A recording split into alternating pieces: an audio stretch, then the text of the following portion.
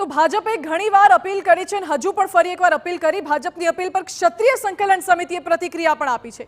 ભાજપની માફી અમને નથી સ્વીકાર્ય તેવું કરણસિંહ ચાવડાએ કહ્યું છે। જ્યાં સુધી રૂપાલા પદ પર રહેશે ત્યાં સુધી વિરોધ યથાવત રહેશે। 7 મેના રોજ ક્ષત્રિય સમાજ ભાજપ વિરોધી મતદાન કરશે।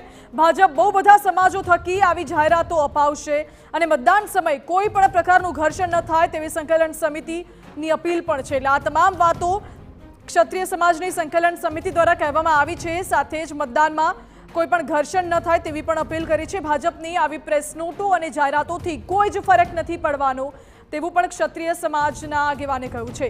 જો કે વજુભાઈ વાળા સહિતના આગેવાનો ભાજપ સાથે સંકળાયેલા હોવાથી ચેપ્ટર પૂર્ણ થયું હોવાનું કહે છે, પરંતુ કારડિયા રાજપૂત સમાજે અગાઉ જ સહયોગની જાહેરાત કરી હતી। આ ઘટના પરથી જ લાગી રહ્યું છે કે ક્ષત્રિય સમાજમાં અંદરો અંદર જ બે ફાંટા પડી ગયા હોય।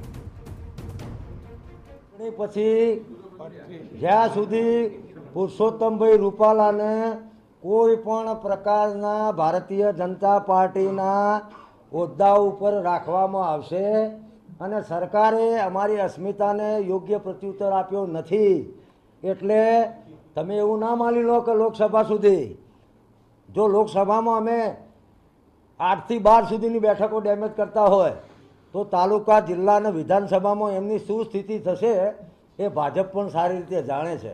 અને એટલે નવા કિમિયા ભારતીય જનતા પાર્ટી રોજે રોજ લાવશે।